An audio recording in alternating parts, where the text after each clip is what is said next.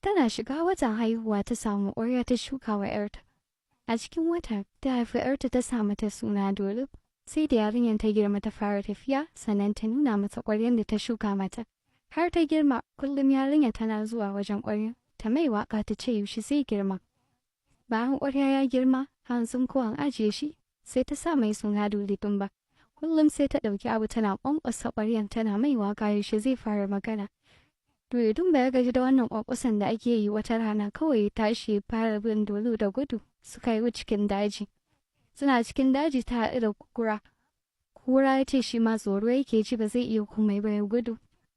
Ta iya ce mata ta ci gaba da gudu.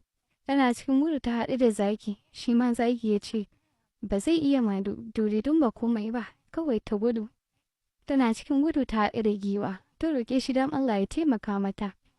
Duli Dumba zai kashe ta. Ya ce ya yarda amma da sharaɗi ɗaya. Dole sai ta yarda ta aure shi. Ta ce ta amince.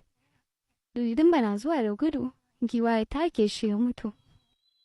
Bayan Duli Dumba ya mutu, aka ɗaura auren Dolo da giwa. Dolo ta samu ciki bayan wasu shekaru. Sannan kuma ta zo ta haihu suka samu yaransu suna Bayema. Giwa yana son Bayema sosai.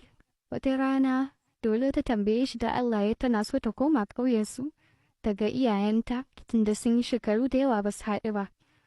Giwa yarda suka shirya ya raka ta sauran jama'an gari su ma suka raka ta. Bayema ya ɗan girma. Sai ga mahaifiyarta na sun haɗu suna kukan murna. Suna kukan haɗuwa.